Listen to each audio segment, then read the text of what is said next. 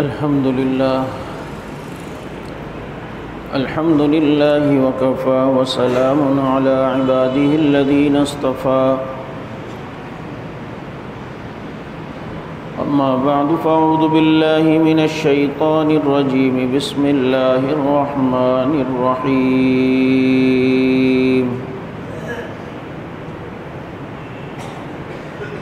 ألم نشرح لك صدرك ووضعنا عنك وزرك الذي أنقض ظهرك ورفعنا لك ذكرك صدق الله مولانا العظيم ونحن على ذلك لمن الشاهدين والشاكرين والحمد لله رب العالمين يا رب صل وسلم دائما أبدا على حبيبك خير الخلق كلهم هو الحبيب الذي ترجى شفاعته لكل هول من الأحوال مقتحم درود پاک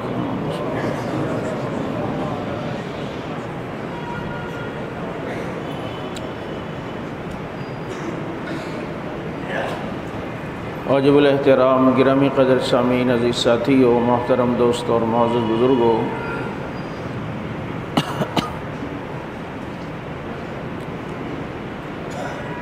گزشتہ 2 جمعہ سے آپ حضرات کے سامنے آپ صلی اللہ علیہ وسلم کی سیرت کے حوالے سے گفتگو کر رہا تھا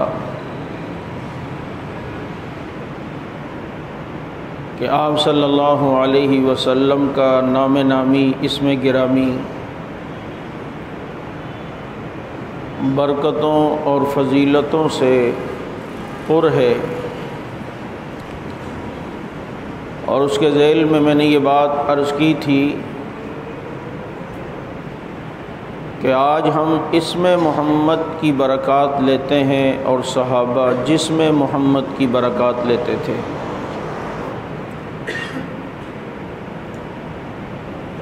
آپ صلی اللہ علیہ وسلم کی سیرت وہ صرف ربیع الاول میں بیان کی محتاج نہیں ہے، بلکہ ایک مسلمان اپنی زندگی کا ہر لمحہ سیرت کے مطابق اور سیرت کو سامنے رکھتے ہوئے اپنی زندگی کا ہر لمحہ گزارتا ہے۔ آپ صلی اللہ علیہ وسلم جن کو اللہ رب العزت نے عالمگیریت عطا فرمائی اور ساری دنیا کا نبی بنایا، اور آپ صلی اللہ علیہ وسلم کی نبوت ساری دنیا کے لیے آئی، اور آپ ساری دنیا کے نبی بن کر آئے۔ میں ایک جملہ عموماً کہا کرتا ہوں کہ آج یہود و نصارہ وہ کس منہ سے پوری دنیا میں اپنے اپنے مذاہب کو نافذ اور رائج کرنے کی فکر کرتی ہے۔ ہمارا سوال ہے دنیا یہودیت سے، تم موسیٰ علیہ السلام کے پیروکار ہونے کا دعویٰ کرتے ہو، کیا خود کبھی موسیٰ علیہ السلام نے یہ دعویٰ کیا ہے کہ وہ ساری دنیا کے نبی ہیں؟ عیسائیوں سے سوال ہے کہ کیا خود کبھی عیسیٰ علیہ السلام نے دعویٰ کیا ہے کہ وہ ساری دنیا کے نبی ہیں؟ بلکہ بائبل میں ہے کہ حضرت عیسیٰ فرماتے ہیں کہ میں بنی اسرائیل کی کھوئی ہوئی بھیڑیوں کو اللہ سے ملانے آیا ہوں، وہ تو آئے ہی صرف بنی اسرائیل کے لیے۔ جب ان مذاہب کے پیشوا رہنما اور جن کے یہ پیروکار ہونے کا دعویٰ کرتے ہیں انہوں نے ساری دنیا میں اپنی نبوت کا دعویٰ نہیں کیا، تو ماننے والوں کو کیا حق پہنچتا ہے کہ وہ اس مذہب کو ساری دنیا میں رائج کرنے کی کوشش کریں؟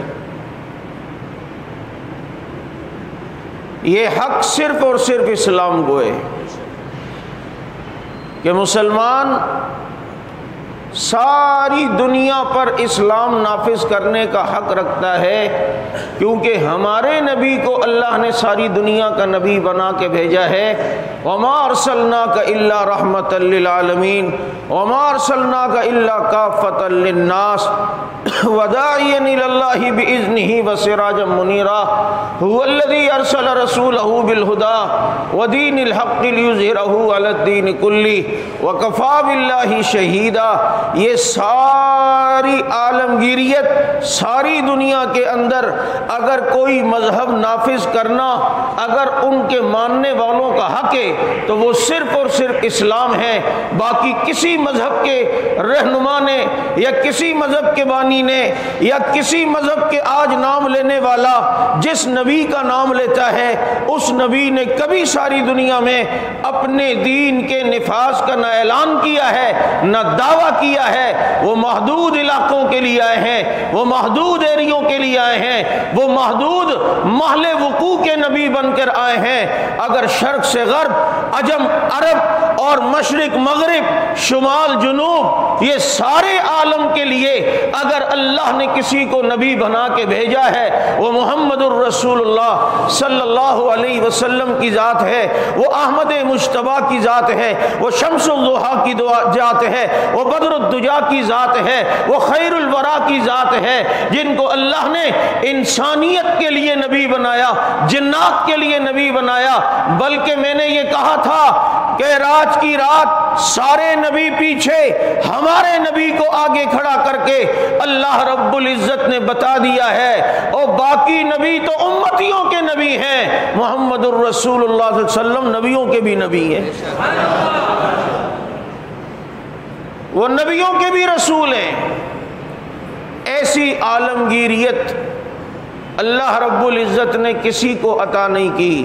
یہ اگر عطا کی ہے تو رسول اللہ صلی اللہ علیہ وسلم کو عطا کی ہے۔ اب سوال میرا یہ ہے، اللہ کے نبی دنیا میں آئے، آج ہم نبی کو پیغمبر انقلاب کہتے ہیں کہ ہمارے نبی کا انقلاب ساری دنیا میں پہنچا ہے، ساری دنیا میں گیا ہے، ہمارے نبی کا انقلاب لوگوں نے ساری دنیا میں دیکھا ہے، آج یہ نبی کا انقلاب سارے عالم میں پھیلا ہوا نظر آ رہا ہے۔ میرا سوال یہ ہے، ہم اگر پیغمبر کو پیغمبر انقلاب کہتے ہیں تو مجھے بتائیں پیغمبر نے کون سا انقلاب برپا کیا؟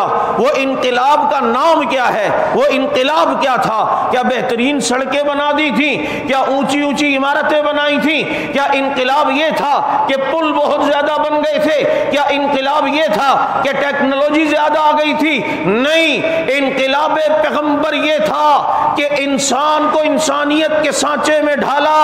جو لوگ دلدل میں پھنسے تھے انہیں ثریا ستارے سے بلند کیا، جو بکریاں نہیں چرا سکتے تھے انہیں پھر اس معراج پہ پہنچایا کہ ان کے خط پہ پھر دریا بھی چلتے ہیں۔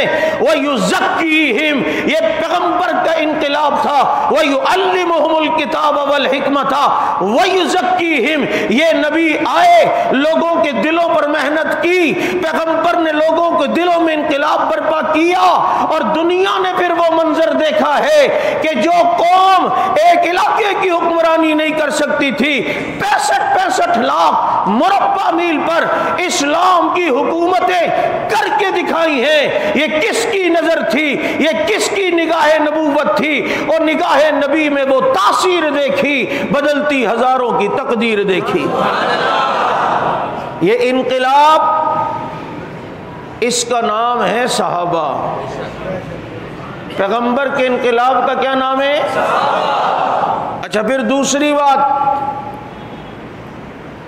اب دشمنان اسلام نے مخالفت کرنی تھی اور اسلام نے پھیلنا تھا، اور نبی دنیا میں جس دن آئے، میں کہا کرتا ہوں عموماً آپ نے علماء سے سنا ہے، میرے نبی جب پیدا ہوئے سب سے پہلے سجدہ کیا، بیت اللہ میں رکھے 307 بت ٹوٹے، آتش ایران بجھی، کیسر و کسرا کے محلات اس میں زلزلہ آیا، نبی نے آتے ہی اپنے آنے کے مقاصد واضح کر دیے۔ اللہ نے بتا دیا کہ میں نے اس نبی کو اس لیے بھیجا ہے در در کے سجدوں سے بچا کر ایک در کا سجدہ کرواؤں گا۔ بتایا یہ سارے بتوں کو گرائے گا، بتوں کی نفی کرے گا، ہر باطل کا وہ ٹوٹے گا۔ بتا دیا، پیدا ہوئے، ایران کے محلات میں زلزلہ آیا، فارس و روم کے محلات ہلنے لگے۔ اب جب ان میں زلزلہ آیا، بتا دیا کہ ہر باطل کے ایوانوں میں زلزلہ برندام کرنے کے لیے آ گیا ہوں۔ اب مجھے بتاؤ یہ سارے کام ہوئے یا نہیں ہوئے؟ بعد میں 360 بت ٹوٹے یا نہیں ٹوٹے؟ ایران کی صدیوں پرانی آگ جل رہی تھی چمنی میں، اور اسے وہ آتش پرست لوگ بجھنے نہیں دیتے تھے، وہ آگ بجھی یا نہیں بجھی؟ یہ پیغمبر پیدا ہوئے، پیدا ہوتے یہ سارے کام ہوئے۔ سب سے پہلے نبی نے سجدہ کیا، 360 رکھے ہوئے بت ٹوٹے، آتش ایران بجھی، کیسر و کسرا کے ایوانوں میں زلزلہ آیا۔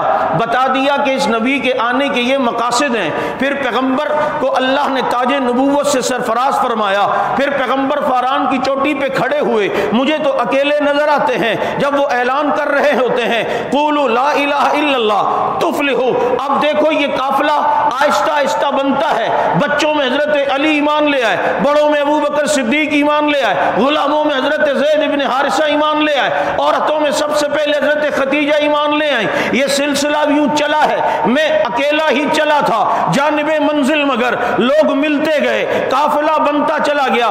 سوال ایک آتا ہے ذہن میں ایک سوچ دے رہا ہوں کہ ذرا یہ سوچو تو صحیح کہ پیغمبر نے جب فاران کی چوٹی پر کھڑے ہو کے اعلان کیا تھا، اس وقت پیغمبر تو اکیلے تھے، اور پیغمبر اکیلے تنے تنہا فاران کی چوٹی پر اللہ کی توحید کا اعلان کر رہے ہیں۔ اس کے بعد پیغمبر نے انقلاب دکھایا، بدر میں، احد میں، تبوک میں، حنین میں، فتح مکہ میں۔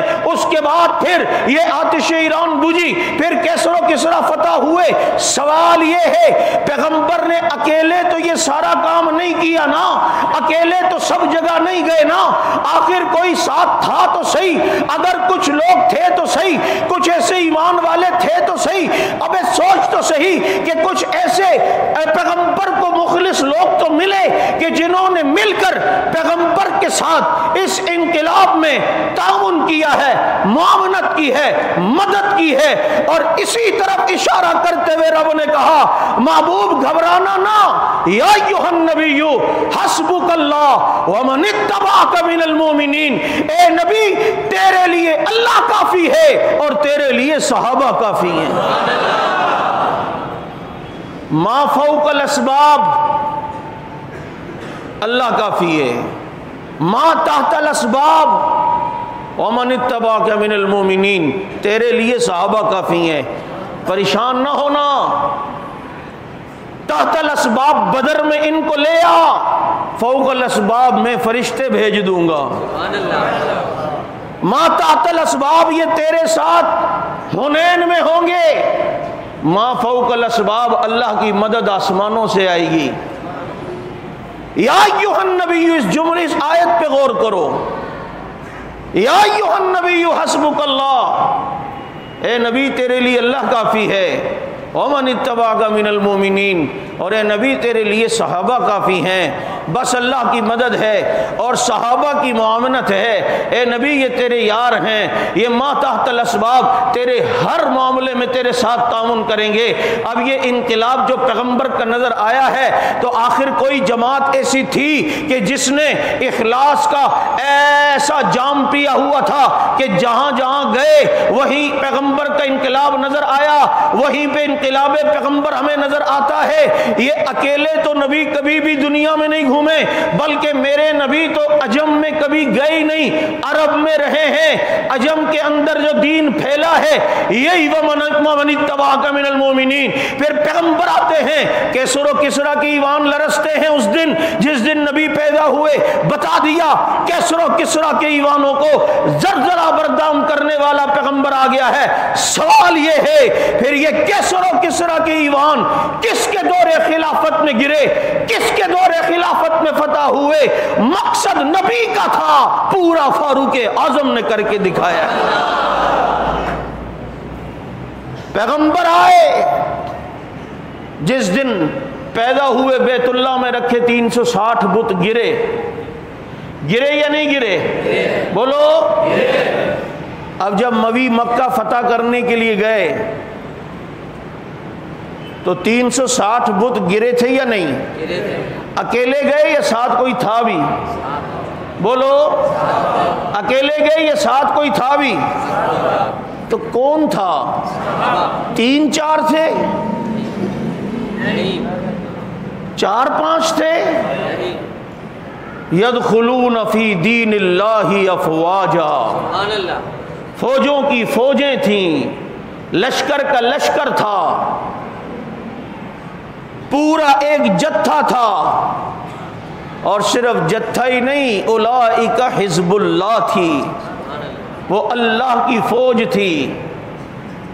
اس لیے یاد رکھو، پیغمبر نے اگر انقلاب برپا کیا ہے تو سوال کسی سے کرنا کہ اکیلے گئے تھے؟ اور جن کو تم کہتے ہو کہ صرف 4-5 مسلمان رہ گئے تھے، باقی تو مسلمان نہیں، مجھے بتاؤ یہ مکہ فتح کرنے 3-4 گئے تھے؟ یہ احد میں 3-4 تھے؟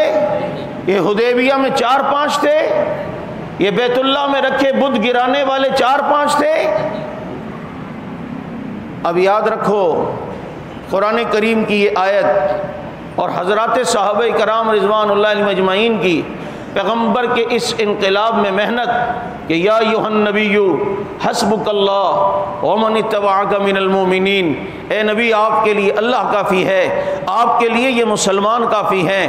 مقصد ما فوق الاسباب، اللہ کافی ہے، کیونکہ ما فوق الاسباب مدد اللہ کے سوا تو کسی سے مانگنا جائز ہی نہیں ہے۔ ہاں ما تحت الاسباب، جو آپ کے ساتھ رہ کر اسباب کے طور پر آپ کے انقلاب کے لیے استعمال ہوں گے، آپ کے انقلاب کا ذریعہ بنیں گے، آپ کی محنت کا ذریعہ بنیں گے، آپ کے دین پھیلانے کا واسطہ بنیں گے، آپ کے دین کو دنیا میں پہنچانے کا وسیلہ بنیں گے۔ ومن اتبعک من المؤمنین، اے نبی تیرے یہ یار ہیں، میں نے تجھے سورج بنایا ہے، وداعیا الی اللہ باذنہ وسراجا منیرا، جیسے سورج اپنی جگہ ہوتا ہے، اس کی کرنیں لے کر ساری دنیا میں اس کی روشنی پھیلتی ہیں۔ اے نبی تو عجم میں نہیں عرب میں رہے گا، ساری دنیا میں اگر تیرے جیسے سورج کی روشنی لے کر ساری دنیا میں کوئی پھیلے گی تو وہ تیری کرنیں صحابہ ہیں، وہ تیری کرنیں تیری جماعت ہے، وہ تیری کرنیں یہی ومن اتبعک من المؤمنین ہے۔ پیغمبر انقلاب برپا کرتے ہیں اور انقلاب کی روشنی لے کر ساری دنیا میں پھیلنے والے وہ صحابہ ہیں جن کو آسمان کے تارے کہا، جس کو رب نے ساری دنیا میں پھیلایا ہے۔ آسمان کو رب نے تاروں سے مزین کیا اور زمین کو رب نے محمد کے یاروں سے مزین کیا۔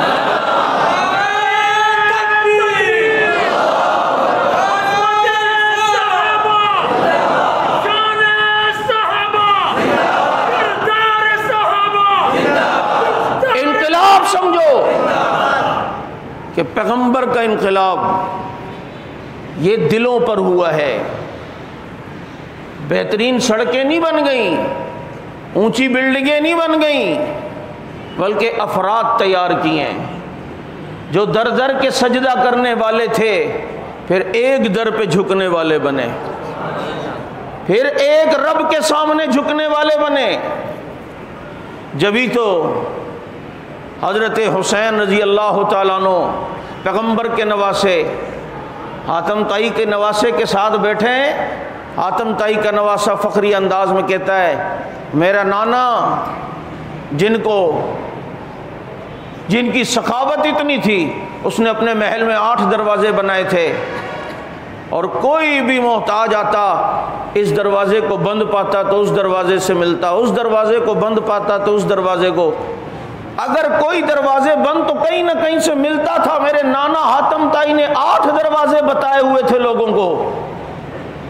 اب نبی کا نواسہ بولتا ہے، علی کا لخت جگر بولتا ہے، کربلا کا شہید بولتا ہے، کہتا ہے تیرے نانا نے تمہیں 8 دروازے بتائے تھے، میرے نانا نے ہمیں ایک ہی دروازہ بتایا ہے، اور تم کہتے ہو کہ وہ دروازہ بند تو ادھر، یہ بند تو ادھر۔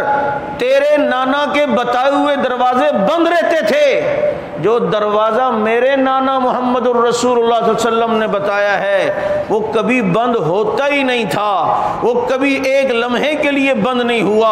اور تیرے نانا کیا دے سکتے؟ تیرے نانا نے جو دروازہ بتایا تھا، بتا وہ کیا کیا مل سکتا تھا، لیکن میرے نانا نے جو دروازہ بتایا تھا، عزت بھی وہیں سے ملتی ہے، دولت بھی وہیں سے ملتی ہے، محتاجگی کا دور ہونا بھی وہیں سے ملتا ہے، صحت بھی وہیں سے ملتی ہے، حاجتیں بھی پوری وہیں سے ہوتی ہیں، اولاد بھی وہیں سے ملتی ہے۔ تیرے نانا نے 8 دروازے بتائے تھے، میرے نانا نے ہمیں ایک ہی دروازہ بتایا۔ اور یہی بات شیخ عبد القادر جیلانی رحمۃ اللہ علیہ نے فرمائی۔ چونکہ میں نے اس طرف آنا تھا، یہ ربیع الثانی کا مہینہ ہے، اور اس میں شیخ عبد القادر جیلانی رحمۃ اللہ علیہ کی وفات ہے 17 ربیع الثانی۔ بعض روایات میں کہ حضرت پیران پیر رحمۃ اللہ علیہ فرماتے ہیں، یا طالب الاشیاء من غیر ایمان تعقل هل شیء لیس هو فی خزائن اللہ۔ اللہ کے علاوہ دوسروں سے مانگنے والے تیرے اندر عقل ہی نہیں ہے، کیا کوئی ایسی چیز بھی ہے جو اللہ کے خزانے میں نہیں تو دوسروں سے مانگ رہا ہے؟ کوئی ایسی چیز بھی ہے؟ ایسے بڑے مواحد تھے پیران پیر شیخ عبد القادر جیلانی رحمۃ اللہ علیہ، آپ اس کا تصور نہیں کر سکتے۔ دنیا سے جاتے ہوئے اپنے بیٹوں سے کہتے ہیں، بیٹا لا ضار ولا نافع الا اللہ، نفع نقصان دینے والی ذات اللہ کے سوا کوئی بھی نہیں ہے۔ نفع بھی وہ دیتا ہے، نقصان بھی وہی دیتا ہے۔ ایسے موحد اور ایسے کامل دین پہ چلنے والے، کہا جاتا ہے کہ ایک دفعہ ایک مرید ان کے پاس رہا، خلافت دے کے انہیں رخصت کرنے لگے، تو اس نے کہا کہ حضرت شیخ اپنے خلیفہ کو کوئی جاتے ہوئے نصیحتیں کرتا ہے، کوئی وصیتیں، مجھے بھی کوئی نصیحت کر دیں۔ فرمایا کبھی خدا نہ بننا اور کبھی مصطفیٰ نہ بننا۔ اس نے کہا کیا مطلب؟ بھائی اس کو باہر بھیج دو یار، یہ کوئی ڈرامے تھوڑی چل رہے ہیں، سارے دیکھ رہے ہو، یہ نہیں کہ ایک آدمی خاموشی سے اٹھا لے، ساری تقریر کا مزہ خراب ہو۔ کہتے پاگل آئے ہوئے، ابے بھائی یہاں آتے ہی پاگل ہیں۔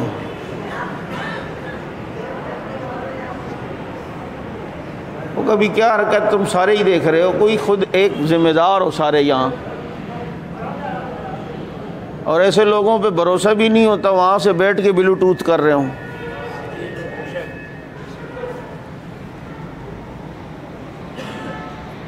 جو آدمی اپنی صفائی کا خیال نہ رکھ سکے، پتہ ہی نہ چلے کب پیشاب نکل جائے، ایسے لوگوں کو مسجد میں تھوڑی آنا چاہیے۔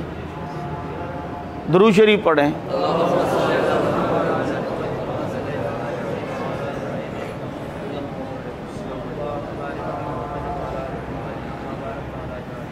میں یہ عرض کر رہا تھا، یہ ربیع الثانی کا مہینہ، اس مناسبت سے چند باتیں، آگے مکمل تفصیلی گفتگو انشاءاللہ آئندہ جمعہ ہوگی۔ فرمایا خدا نہ بننا اور مصطفیٰ نہ بننا۔ اپنے مرید کو رخصت کرتے وصیت فرمائی۔ نے کہا حضرت یہ کون سی وصیت ہے، خدا نہ بننا اور مصطفیٰ نہ بننا؟ کہا ہاں، بعض دفعہ مجاہدہ اور ذکر و اذکار و تقوی کی برکات سے بعض دفعہ پھر ایسا ہونے لگتا ہے کہ انسان میں کچھ ایسی روحانی طاقتیں، کیفیتیں آتی ہیں جس کا سنبھالنا پھر اس کے لیے مشکل ہوتا ہے۔ پھر ایسا نہ ہو کہ پھر یہ کہہ دینا کہ بس میں نے کہہ دیا اب یہ کام ہو جائے گا، کوئی مرید آئے اور کہے کہ حضرت یہ کہ بس بول دیا نا اب یہ کام ہو جائے گا، میں نے کہہ دیا اب ہو جائے گا، تیرے کہنے سے کیا ہوتا ہے؟ اذا اراد اللہ شیئا یقول له کن فیکون، جو کچھ بھی ہوتا ہے اللہ کے حکم سے ہوتا ہے۔ اور یہ دیکھو نا، یہ بیماریاں، یہ تصوف کے راستہ کو اتنا آسان نہیں ہے۔ اچھی لمبی کھجور ہے، جڑا چڑھ جائے بھرپور ہے، جڑا ڈگ جائے چکنا چور ہے۔ یہ بڑا نازک مرحلہ ہے، ورنہ اس میں آ کر بعض دفعہ کسی غلط آدمی کے ہاتھ پہ ہاتھ دے کر، کسی ناقص پیر کے ہاتھ میں ہاتھ دیا، وہ نبوت کا دعویٰ کرے گا، یہ ماشاءاللہ خلیفہ صاحب مہدی ہونے کا دعویٰ کرنے لگ جائے گا۔ اور آج ہو رہا ہے، یہی چکر ہو رہا ہے۔ کوئی غیر مری قوتیں ان کے ارد گرد کبھی آ کے کچھ ایسا سلسلہ، وہ سمجھتے ہیں ہم بھی کچھ ہیں، کچھ بھی نہیں ہیں۔ آپ صلی اللہ علیہ وسلم کی شریعت سب سے زیادہ مقدم ہے۔ حضرت یہ تو سمجھ میں آ گیا، اب یہ جو آپ نے فرمایا کہ کبھی مصطفیٰ نہ بننا، نبی نہ بننا، یہ کیا مطلب؟ فرمایا ہاں، کبھی اپنے مریدوں کو یہ نہیں کہنا میرے نقش قدم پہ چلو، بس ہم نے یہ کہہ دیا ہے نا بس ہمارے طریقے پہ چلو، نہیں آپ بس ہمیں فالو کرو، آپ بس جو ہم یہ شریعت سے متصادم اپنا کوئی رستہ نہ بنانا۔ اگر تم یہ کہو گے نبی کچھ اور کہتے ہیں، تم کچھ اور کہتے ہو، نبی کی تعلیم کچھ اور ہے، تمہاری تعلیم کچھ اور ہے، نبی کا طریقہ کچھ اور ہے، تمہارا طریقہ کچھ اور ہے، تو یاد رکھو یہ تم نے نبی کے بعد پھر نبوت کا دعویٰ کیا ہے کہ تم نئی شریعت لانا چاہ رہے ہو، تم نیا دین لانا چاہ رہے ہو، تم نیا طریقہ لانا چاہ رہے ہو۔ اسی لیے میں نے کہا کبھی خدا نہ بننا اور کبھی مصطفیٰ نہ بننا، کامیابی تیرے طریقے میں نہیں ہے، کامیابی محمد الرسول اللہ کے طریقے میں۔ اور آج یہی ہو رہا ہے، ذرا سی کوئی گدی مل گئی، اب جناب بس حضرت نے جو کہہ دیا اس پہ چلنا ہے۔ اب یوں طریقہ یوں ہے، قوالی شروع ہو گئی، احرام پیلے والے باندھنا شروع، کھڑاؤں شروع ہو گئے، جی شادی نہیں کرنی، یہ نہیں کرنا، وہ نہیں کرنا۔ شریعت سے ہٹ کر اللہ رب العزت کو حاصل نہیں کیا جا سکتا۔ لقد کان لکم فی رسول اللہ اسوۃ حسنہ، ولایت چاہیے، میرے پیغمبر کے نقش قدم پہ چلنا پڑے گا۔ شیخ عبد القادر جیلانی رحمۃ اللہ علیہ کتنی حساس طبیعت کے تھے، جبھی تو ان کا وہ واقعہ آپ نے سنا اور مشہور ہے کہ گھر پہ بیٹھے ہیں، کمرے میں ایک روشنی نظر آئی اور کہا عبد القادر تو نے اتنی عبادت کی ہے کہ اب تو عبادت نہ بھی کر، کوئی فرق نہیں، میں نے معاف کر دیا، میں تیرا خدا ہوں۔ آج ہم جیسے ہوتے کہتے یار کوئی اشارہ ہوا ہے، کچھ ہیں ہم بھی۔ تو مسئلہ یہ ہے نا، مجھے بہت عجیب لگتا ہے ایسے لوگوں کو جو آتے ہیں اور پتہ نہیں وہ حضرت بس یوں ہونے لگا۔ آج میں نے یوں دیکھا، میں آسمان پہ اڑ رہا تھا سوتے ہوئے، اب ایک گیس کے مریض، گیس زیادہ چڑھی ہوئی تھی، دماغ پہ پہنچی تو لگ رہا ہے آسمان پہ اڑ رہا ہے۔ اس کے لیے پیر بھی تو حضرت تھانوی جیسا ہونا چاہیے نا۔ ایک آدمی بیعت ہو کے گیا، کچھ عرصے بعد آیا حضرت تھانوی رحمہ اللہ سے، کہا حضرت جب سے آپ سے بیعت ہوا نا، آپ نے جو وظائف دیے، ذکر دیے، یقین کرے میں یوں آنکھیں بند کر کے اس کو کرتا ہوں، میری آنکھوں کے آگے روشنیاں روشنیاں نظر آتی ہیں، نور نور نظر آتا ہے۔ وہ سوچنے لگا حضرت کہیں گے واہ بیٹا ماشاءاللہ بڑی ترقی کر لی، تجھے تو نور نظر آتا ہے، لیکن وہ تھانوی تھے، حکیم الامت تھے، فرمانے لگے ذکر کی کثرت سے دماغ میں خشکی ہو گئی ہے، سر پہ تیل کی مالش کیا کرو، خشکی کی وجہ سے یہ روشنیاں روشنیاں نظر آتی ہیں۔ اور جواب بھی یہی ہے اور ہوتا بھی ایسا ہی ہے۔ یہ خشکے جتنے گھوم رہے ہیں ان کو تو زیادہ روشنیاں نظر آتی ہیں، جو پوری پوری راڈ پی رہے ہوتے ہیں۔ میں نے سوچا بڑا ہو کے پائلٹ بنوں گا، فراز چرس کا ایک سٹا لگایا، خود ہی بن گیا جہاز۔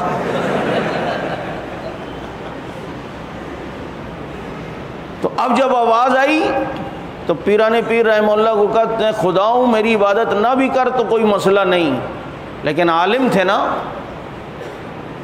فرمانے لگے او شیطان، اللہ نے نبی کو یہ فرمایا وَاعْبُدْ رَبَّكَ حَتَّى يَأْتِيَكَ الْيَقِينُ، اے نبی آخری وقت تک عبادت کرنی ہے۔ عبادت جب نبی پہ معاف نہیں ہے تو پھر مجھ پہ کیسے معاف ہے؟ یہی تو بات ہم سمجھا رہے کہ جب نبی نے کسی عورت سے کبھی غیر محرم سے ہاتھ لگا کے ہاتھ نہیں بیعت کی، پردے میں پیغمبر بیعت کر رہے ہیں، اور آج اگر کوئی پیغمبر کی نام لے کر گدی نشین بن جائے اور عورتیں بھی سامنے ہوں، دھمالے بھی ہوں، اس کے سر پہ ہاتھ بھی رکھے جا رہے ہوں، ان کو جناب بغیر پردے کے دیکھا بھی جا رہا ہو، مجھے بتاؤ یہ طریقہ پیغمبر تک پہنچنے کا ہے؟ یہ طریقہ کیا خدا تک پہنچنے کا ہے؟ آپ یہ کہیں ابے بھائی حضرت کا دل بالکل صاف ہے، میرے پیغمبر سے زیادہ دل کسی کا صاف نہیں ہے، اور پھر ان سے زیادہ دل کس کا صاف ہوگا جن کے دلوں پہ پیغمبر نے محنت کی ہے، اور ان کی دلوں کی صفائی کی گواہی اللہ نے دی ہے۔ وَلَٰكِنَّ اللَّهَ حَبَّبَ إِلَيْكُمُ الْإِيمَانَ وَزَيَّنَهُ فِي قُلُوبِكُمْ وَكَرَّهَ إِلَيْكُمُ الْكُفْرَ وَالْفُسُوقَ وَالْعِصْيَانَ، یہ صحابہ جن کے دلوں کی صفائی کی گواہیاں اللہ نے دی ہیں، شریعت کو انہوں نے فالو کیا، شریعت سے ہٹ کر الگ مسئلہ نہیں نکالا۔ آج کسی کو اختیار نہیں ہے کہ پیغمبر کی تعلیم سے ہٹ کر کوئی یہ سوچے کہ میں تصوف کی بلندیاں طے کروں گا۔ خیالست و محالست و جنو، یہ اس کی بھول ہے۔ اگر کسی نے رب تک پہنچنا ہے میرے پیغمبر کے نقش قدم پہ چلنا ہوگا۔ انشاءاللہ اسی عنوان پر آئندہ جمعہ بھی آپ حضرات کے سامنے گفتگو کروں گا۔ آپ جانتے ہیں کل خادم حسین رضوی صاحب کا انتقال ہوا۔ مسلکی اختلافات اپنی جگہ، لیکن بندے کی دیدہ دلیری اور کئی معاملات میں میدانوں میں آنا، ہم اس پر انہیں سلام پیش کرتے ہیں۔ ہم متعصب لوگ نہیں ہیں۔ اگر کوئی ختم نبوت کے لیے میدان میں آتا ہے ہمارے سر کا تاج ہے۔ اگر کوئی صحابہ کی عظمت کے لیے میدان میں آتا ہے تو صحابہ کا جو غلام ہے ہمارا وہ امام ہے۔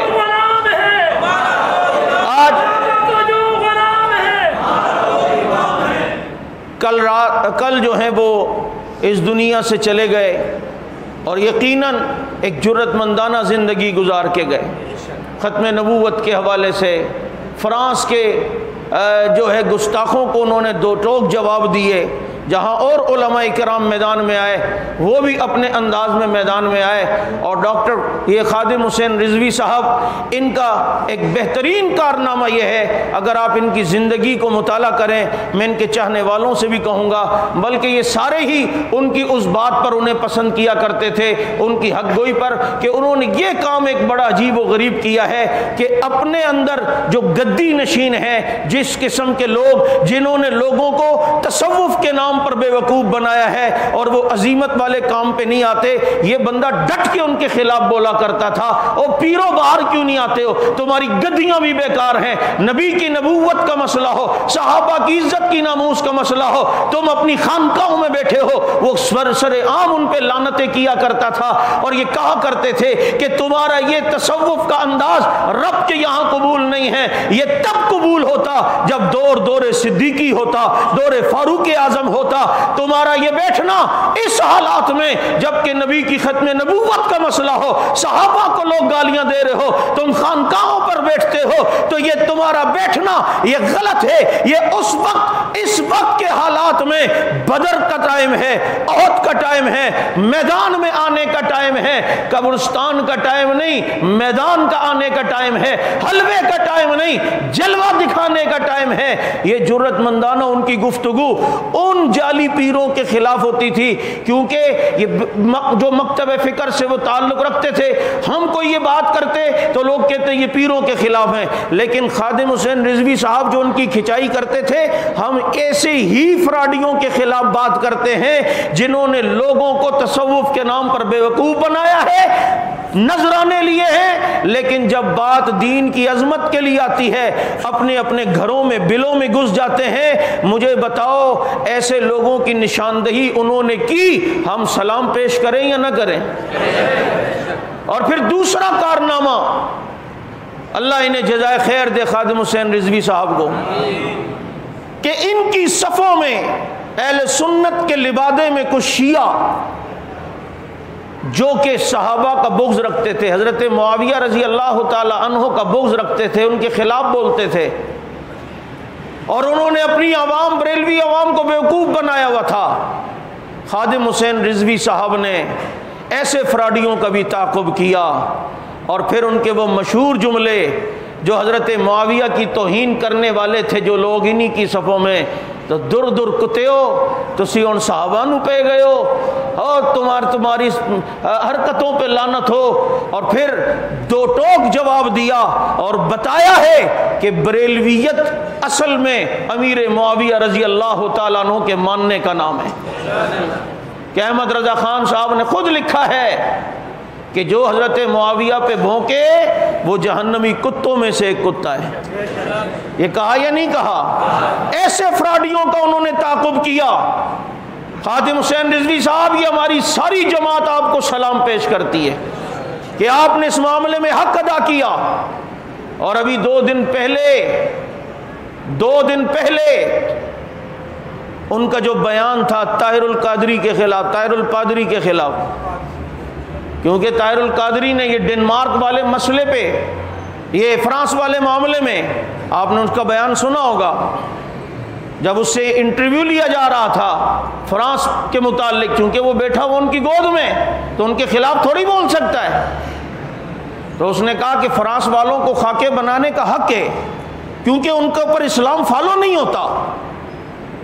یہ مسلمان کے لیے کہ وہ نبی کی توہین نہ کرے، جو مسلمان نہیں ہے اس کے اوپر شریعت لاگو نہیں ہے، جس پہ شریعت لاگو نہیں ہے وہ جو کچھ کرنا چاہے وہ اس کا مکلف ہی نہیں ہے، شریعت کے معاملات کا مکلف ہی نہیں ہے۔ اور ظالم اگر وہ اپنا کام کرے گا تو پھر مسلمان اپنا کام کرے گا، اگر کوئی کعب بن اشرف یہودی اپنا کام کرے گا تو محمد بن مسلمہ کے چاہنے والے پھر اپنا کام کریں گے۔